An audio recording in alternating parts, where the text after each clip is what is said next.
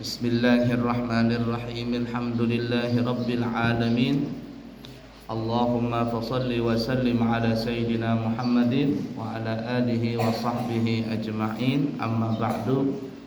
Qala al-muallifu as-sayyid Muhammad Amin bin Idrus bin Abdullah bin Umar bin Syekh Bakar bin Salim Ba'adawi al-Husaini fi kitabihi Kitabul Adab, hafazahullah ta'ala wa nafa'na bihi wa bi ulumihi fid din wa dunya wal akhirah. Amin. Bab yang kedua tentang adab ketika bermimpi yang baik atau bermimpi yang buruk. Kalau kita mimpi baik, apa adab-adabnya yang kita lakukan? Kalau kita bermimpi yang jelek, apa adab-adabnya yang mesti kita lakukan? Mimpi itu secara garis besar terbagi menjadi 3 bahagian. Mimpi terbagi menjadi 3 bahagian. Dan memang biasa kalau orang tidur bisa saja mimpi. Siapa yang seumur hidup mimpi nggak pernah tidur, nggak pernah mimpi? Ada? Ada? Tidak mungkin rasanya. Semua manusia kalau tidur pernah mimpi. Abuya aja masih kecil pernah mimpi. Pas mimpi masih kecil, mimpi buang air kecil di paret es, kalinya terkencing betulan. Siapa yang pernah mimpi kencing lalu terkencing betulan? Nah, tuh angkat tangan 2 kali. Seperti itu ya. Mimpi itu secara garis umum terbagi kepada 3 bahagian. Sampingnya liatin. Tangan di dagu tuh nggak boleh. Yang pertama, mimpi itu datangnya dari Allah Ta'ala. Mimpi datangnya dari Allah. Kalau mimpi datangnya dari Allah itu namanya bisyarah, kabar gembira. Bagaimana mimpi dari Allah? Umpama mimpi bisyarah, mimpi pergi ke Ka'bah, umpama. Mimpi apa lagi? Mimpi bertemu dengan Nabi. Ini adalah yang datangnya dari Allah, yang membukakan jalan sehingga bisa melihat mimpi yang baik. Nah, kalau para nabi, mimpi seperti itu disebut namanya wahyu. Semua para nabi kalau bermimpi itu adalah wahyu. Kalau para ulama adalah bisa disebut namanya ilham atau bisyarah dari Allah. Yang kedua, mimpi dari syaitan. Mimpi dari syaitan itu mimpi yang buruk. Salah satu mimpi dari syaitan itu kata ulama adalah seseorang yang bermimpi basah. Jadi kalau ada orang mimpi basah, itu adalah datangnya dari syaitan. Walaupun dalam ilmu pengetahuan ya kedokteran ya biasa saja seperti itu, tapi para ulama kalau mimpi itu mimpi basah maka datangnya dari syaitan yang mengganggu di situ. Makanya tadi ada mimpi baik, ada mimpi buruk. Mimpi baik datangnya dari Allah, mimpi buruk itu datangnya dari syaitan. Syaitan yang mengganggu dia, yang menguasai dirinya. Yang ketiga adalah mimpi adghatsu ahlam. Adghatsu ahlam itu adalah bahasa kitanya kembang tidur. Kembang tidur. Nah, kalau ingin tahu kembang tidur atau tidak tuh gampang saja. Kalau kita bangun tidur, paling lama kita bisa mengingat mimpi itu cuma dalam jangka 5 menit. Kurang dari 5 menit sudah lupa kita. Kamu tidur tadi malam, apa yang kamu mimpi? Mimpi nggak tadi malam? Sekarang ingat mimpi itu? Nah, kalau kamu lupa mimpi tadi, berarti tadi malam itu disebut adghatsu ahlam, kembang tidur. Itu para ahli mengatakan demikian. Kita bangun, mimpi apa tadi ya? Padahal kita mimpi, tapi setelah bangun kurang daripada 5 menit kita sudah lupa. Itu disebut namanya adghatsu ahlam, atau bahasa kitanya apa tadi? Kembang tidur. Ya, Kram. Ada mimpi dari Allah, ada mimpi dari syaitan, ada kembang tidur. Kalau kembang tidur itu dia ruhnya berjalan-jalan. Ruhnya berjalan-jalan. Itu namanya orang mimpi kembang tidur. Baik, apa adab-adabnya? Kita bicara dulu adab-adab mimpi baik. Kalau mimpi baik apa saja adabnya? Banyak ya mimpi baik yang kamu merasa itu baik, senang. Kalau kamu merasa senang ketika bangun tidur, merasa senang, iya aku tadi malam mimpi ini, nah senang dengan mimpi itu, berarti mimpi itu adalah mimpi baik, datang dari Allah. Mimpi datang dari Allah. Apa yang patut kita kerjakan ketika kita mimpi baik tadi? Mimpi dapat uang banyak, di mimpi mancing dapat ikan besar, ikan mas, macam-macam nih mimpi tadi. Adab-adabnya, 1, bersyukur kepada Allah, mengucapkan alhamdulillah. Alhamdulillah mimpi baik. Mimpi baik, mudah-mudahan ini adalah menjadi kabar gembira dari Allah. Bersyukur kepada Allah telah diberikan mimpi baik. Yang kedua, membaca doa. Membaca doa, kalau bisa hafal doanya alhamdulillah, tapi kalau enggak ya kurang-kurangnya alhamdulillah. Terima kasih ya Allah, Kau memberikan saya mimpi baik. Mudah-mudahan mimpi baik itu jadi kenyataan. Apa doanya? Coba ikutin semuanya. Alhamdulillahi alladzi bi ni'matihi tatimmus salihat. Allahumma ij'alha saratan nafi'atan tasurru wa la tadurru wa tanfa'u wa la tadurru. Allahumma la taj'alna minal mustadrajina bin na'ma'i wala minal mu'diyina bil bala'i. Itu bacaan kalau mimpi baik. Segala puji bagi Allah yang dengan nikmatnya sempurnalah semua kebaikan.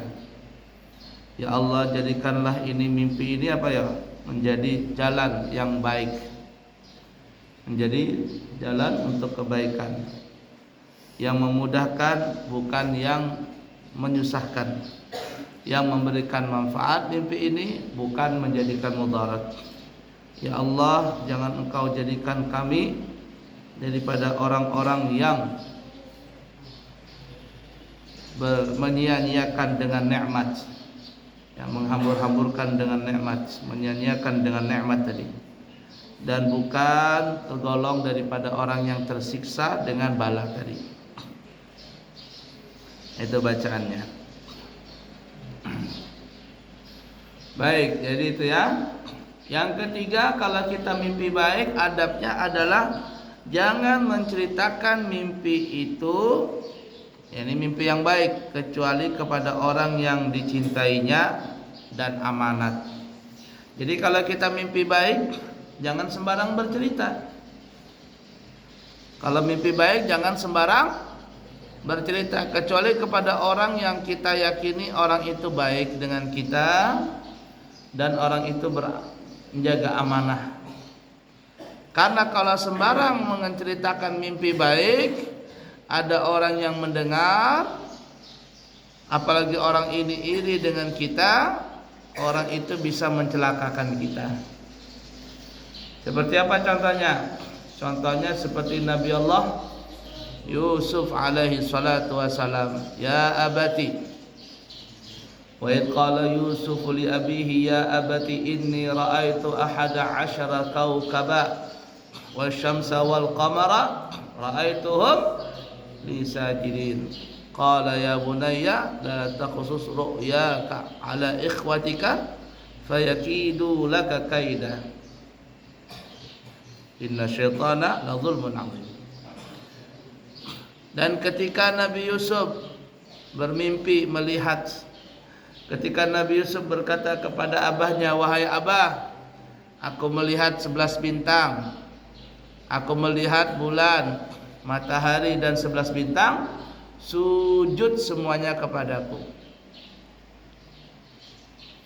Maka berkatalah Nabi Allah Ya'qub kepada Nabi Yusuf, wahai anakku, ya bunai. Bunai itu ditasgir, dalam bahasa nahwunya ditasgir. Salah satu tujuan tasgir itu adalah melembutkan bahasa. Asal katanya bani, asal katanya ibni atau bani, kemudian diganti bunayya, artinya anak kesayanganku. Sama juga dengan abi. Abi itu kata-kata biasa, bapakku. Tapi kalau abuya, ya abuya artinya bapak yang disayangi, lebih disayangi, lebih dihormati. Itu kalimatnya seperti itu. Ya bunayya, wahai anakku, jangan kau ceritakan mimpimu ini kepada saudara-saudaramu, maka mereka akan menipumu, akan mencelakakanmu dengan mimpi ini. Kenapa? Karena saudara-saudaranya Nabi Yusuf itu juga paham dengan takbir mimpi. Tahu takbir mimpi enggak? Bisa mengetahui apa maksud daripada mimpi itu. Zaman dulu waktu Abuya masih kecil tuh ada orang jual porkas. Tahu porkas enggak? Jual nomor itu. Banyak orang zaman dulu tuh orang suka beli nomor. Lalu apa? Sampai dijual buku-buku takbir mimpi. Takbir mimpi. Ada orang cerita, aku tadi malam lihat mobil. Lihat mobil? Oh iya, warnanya apa? Warnanya merah.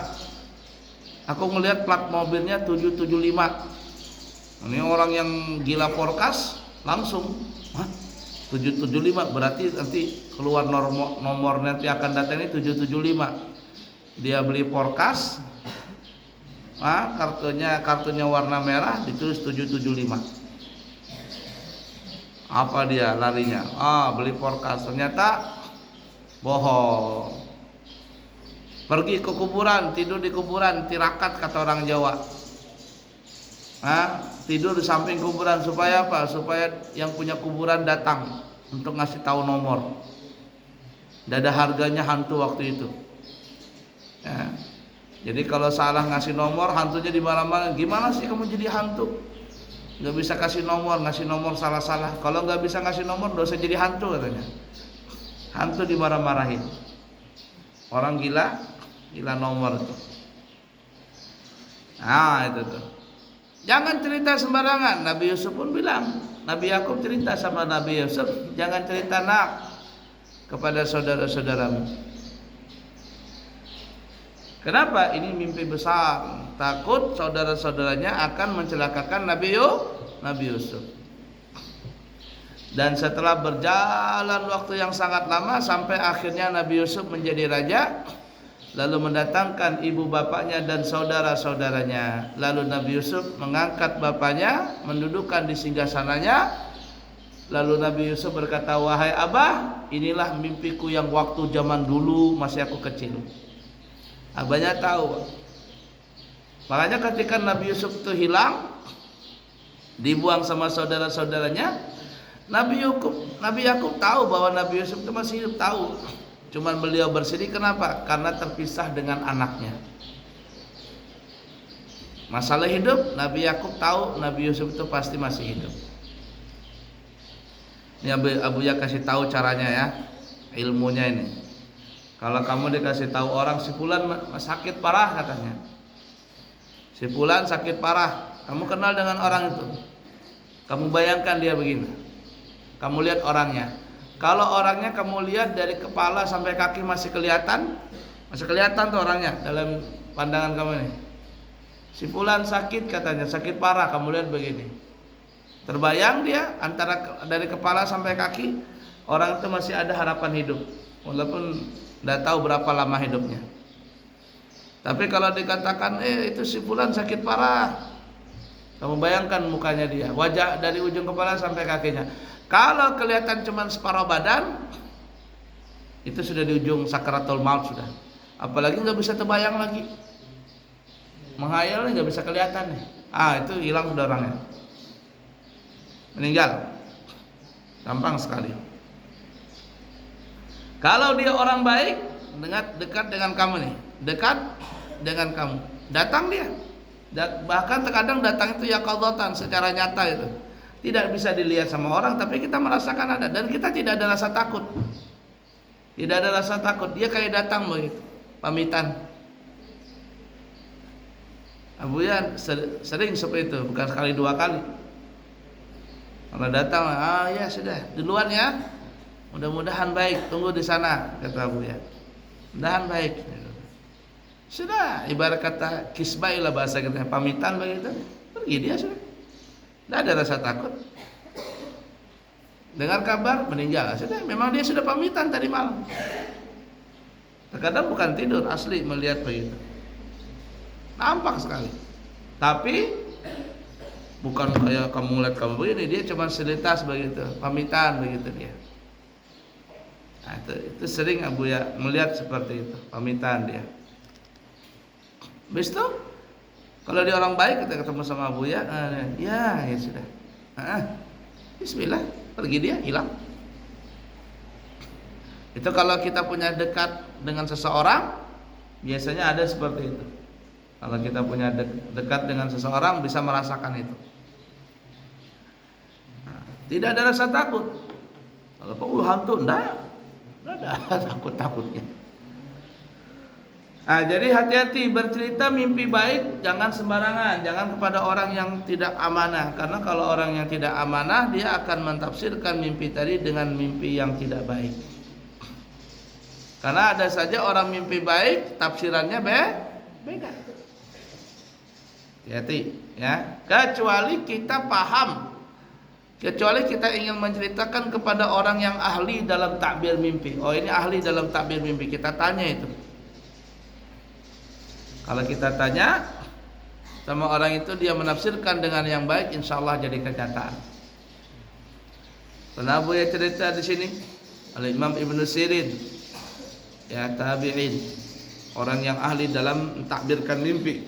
Suatu ketika beliau didatangi dua orang. Orang pertama datang, dia bilang, ya Imam Ibnu Sirin, tadi malam aku bermimpi adzan. Mimpi adzan. Kata Imam Ibnu Sirin, kamu akan berangkat haji tahun ini.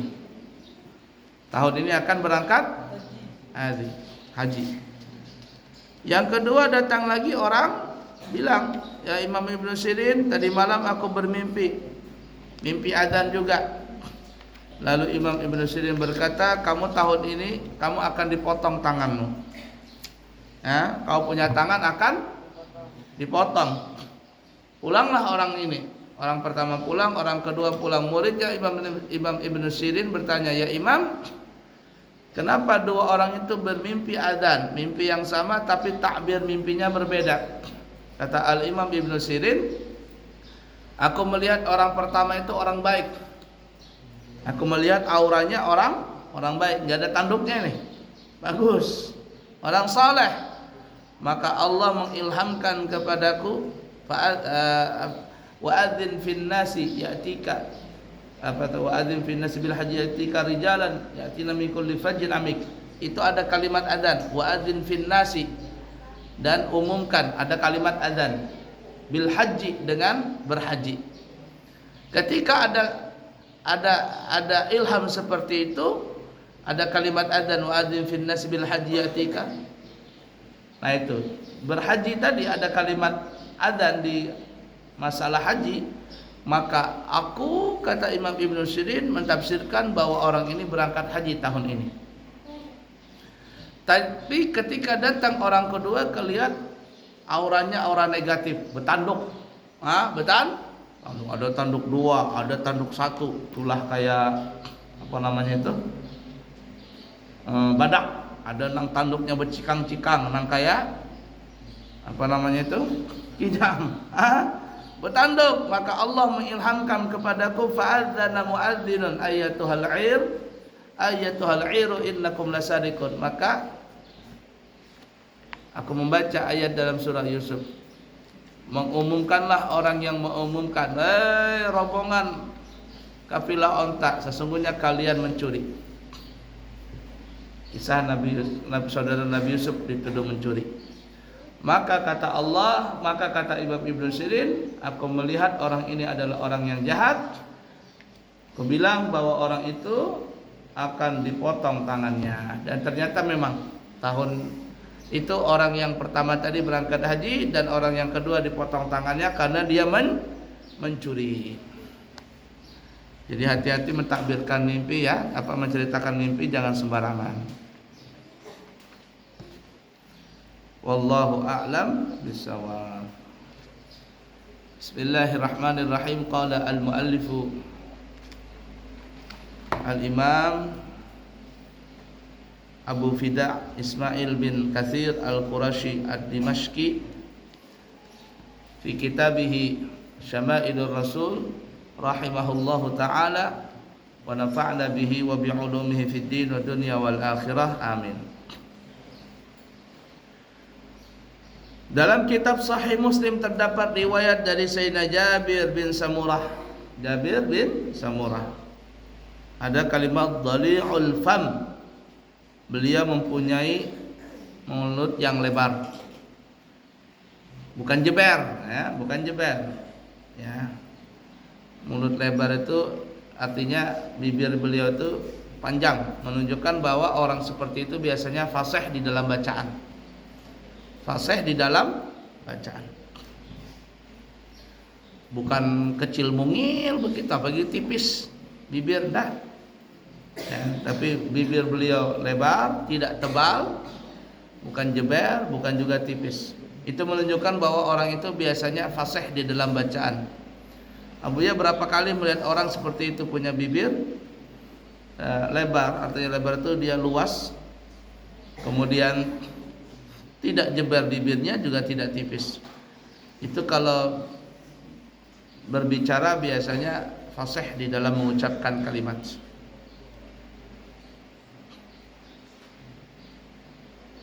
Jabir mentafsirkan dengan makna besar mulutnya. Maka kata ashkal ditafsirkan sebagai panjang belahan kedua matanya. Ya, tapi dhari'ul fam ada juga yang mengatakan panjang belahan kedua matanya. Panjang. Sedangkan kata amhus al-aqib ditafsirkan sebagai sedikit daging pada tumit. Nah, jadi ada yang menafsirkan tumitnya Nabi ini kulitnya enggak tebal. Kan ada orang punya tumit itu ininya, nah ujung tumitnya ini tebal, pecah-pecah kulitnya. Nabi tidak, lembut di sini, lembut. Abuya waktu berangkat umrah baru sampai di Turki, Madinah, Mekah, baru sehari pecah-pecah kaki, karena memang hawanya dingin sana.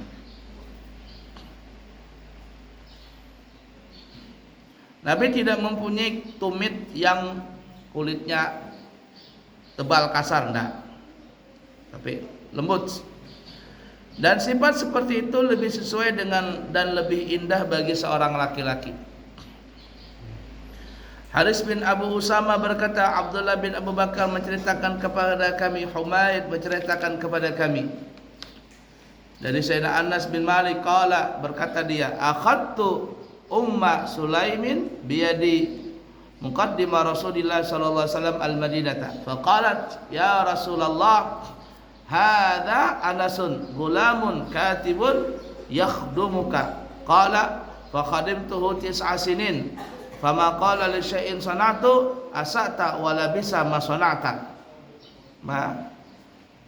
wala bisa ma sanata wala masastu syai'an qattu khazzan wala hariran alyanu la ilaha illallah subhanallah Allahumma shalli alaihi wala hariran ya wala masastu syai'an qattu khazzan wala hariran alyanu min kaffi Rasulillah sallallahu alaihi wasallam wala syamamtu raihatan qattu miskan wala ambaran atyabu min raihati Rasulillah sallallahu alaihi wasallam. Perhatikan hadis ini.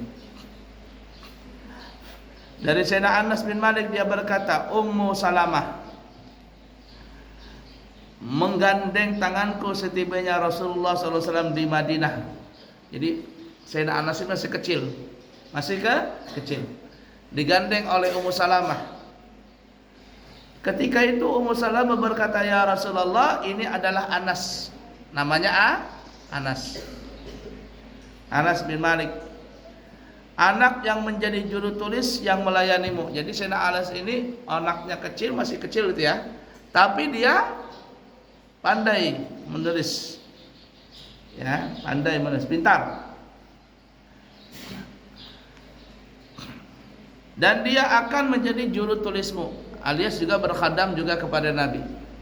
Maka Sayyidina Anas berkata, aku pun melayani Nabi kita Muhammad SAW selama 9 tahun.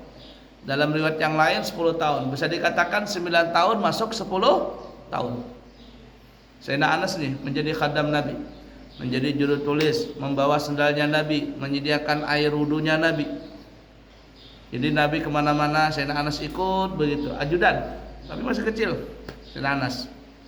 Sampai beliau dewasa 10 tahun berkhadam kepada Nabi, membawa sendal Nabi, menyediakan air wudunya Nabi, apa saja yang diperlukan Nabi, Sayyidina Anas selalu ikut. 10 tahun jadi khadamnya Nabi.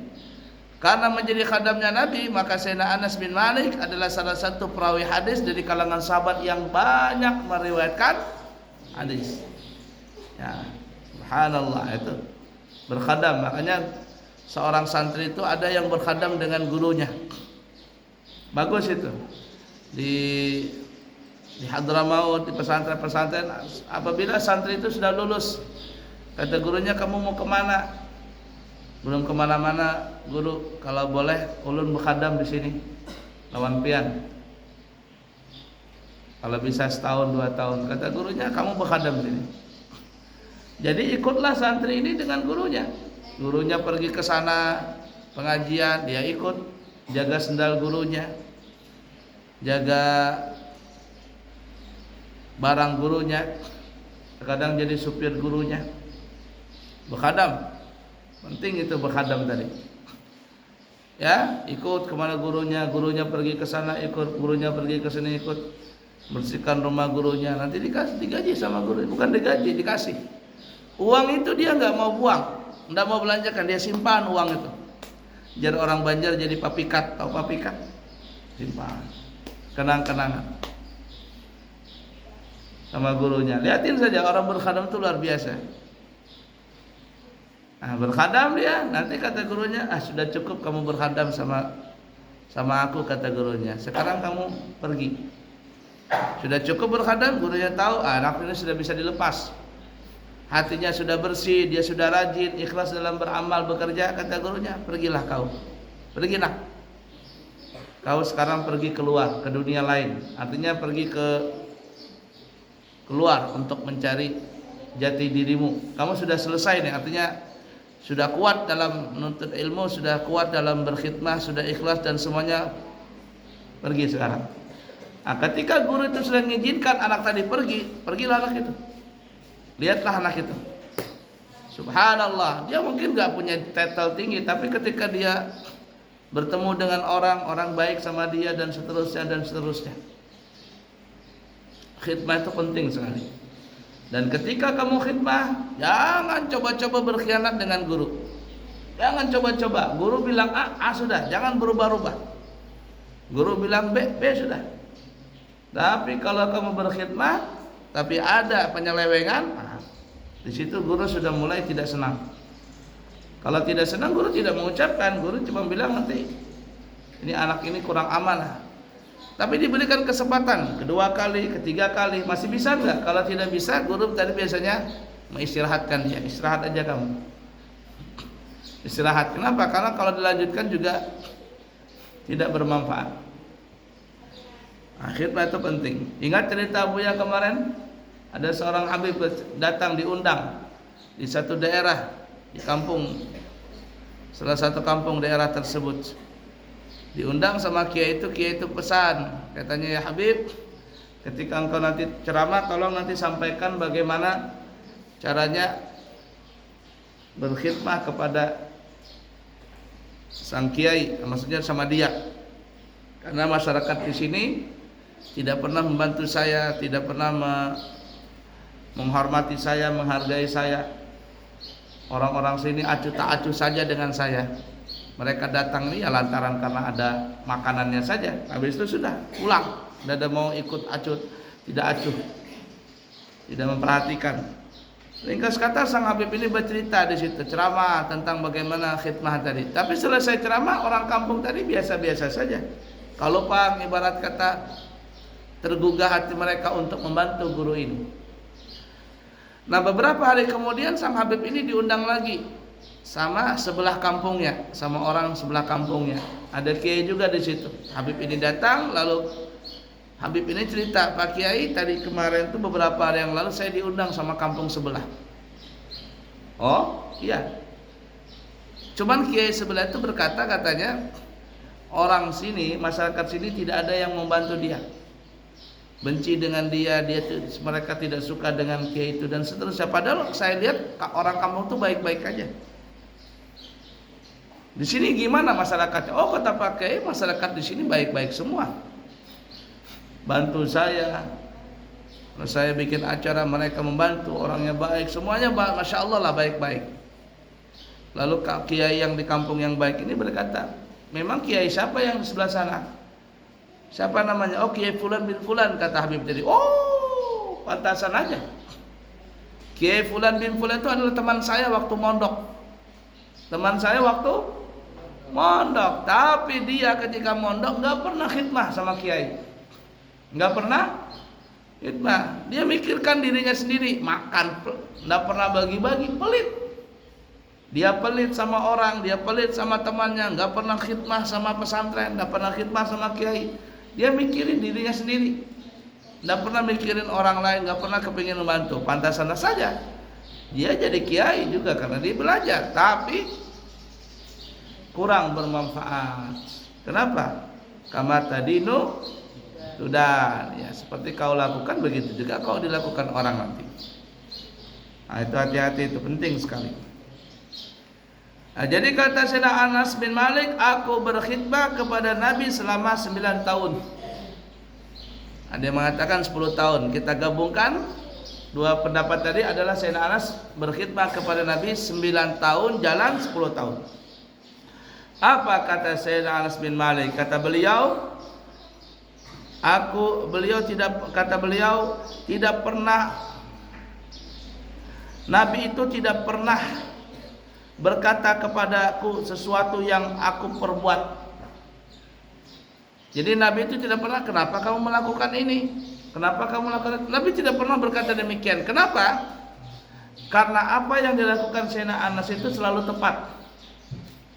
Sayyidina Anas itu kalau melakukan sesuatu sesuai dengan apa yang diperintahkan oleh Nabi. Itu menunjukkan bahwa Sayyidina Anas itu adalah orang yang amanah dalam berkhidmat. Atau Nabi mengatakan, aduh kamu bikin ini salah, kamu bikin ini buruk. Nah, Nabi tidak pernah berkata demikian. Kenapa? Karena memang Sayyidina Anas bin Malik tidak pernah melakukan kesalahan ketika berkhidmat kepada Nabi. Atau Nabi mengatakan, alangkah buruknya perbuatanmu, kacau kamu ini. Nah, Nabi tidak pernah berkata demikian. Kenapa? Karena memang Sayyidina Anas bin Malik amanah di dalam berkhidmah. Lalu kata Sayyidina Anas, dengarkan ini, aku tidak pernah menyentuh sesuatu apapun yang lebih baik ya daripada tangan Nabi. Aku pernah menyentuh sutra yang biasa dan kain sutra yang mahal. Khazan wala hariran, artinya sutra yang baik, yang kualitasnya sedang atau kualitasnya sangat super. Pernah aku memegang kain sutra itu. Tapi ketika aku memegang telapak tangan Nabi, kata Sayyidina Anas Malik, maka ternyata aku memegang telapak tangan Nabi itu lebih lembut daripada sutra, lebih lembut daripada kain sutra. Dan aku tidak pernah mencium yang lebih harum daripada harum badannya Nabi. Aku pernah mencium daripada misik, aku pernah mencium daripada minyak ambar. Harumnya harum, tapi ketika aku mencium keringatnya Nabi, ternyata keringat Nabi itu lebih harum daripada minyak harum misik atau minyak harum ambar tadi. Sallallahu alaihi wasallam.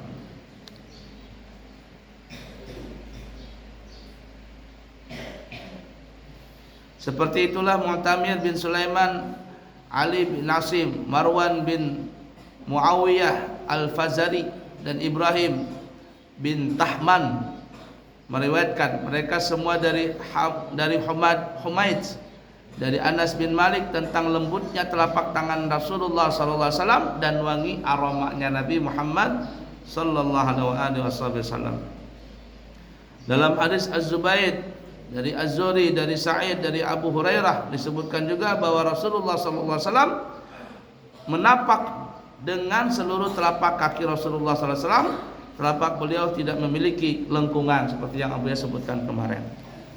Nah, lebih lanjutnya insyaallah kita akan sambung di kesempatan yang lain. Wallahu a'lam bishawab. Sallallahu alaihi wasallam Muhammad wa ala alihi wasallam. Alhamdulillahirabbil alamin. Taqabbalallahu minkum.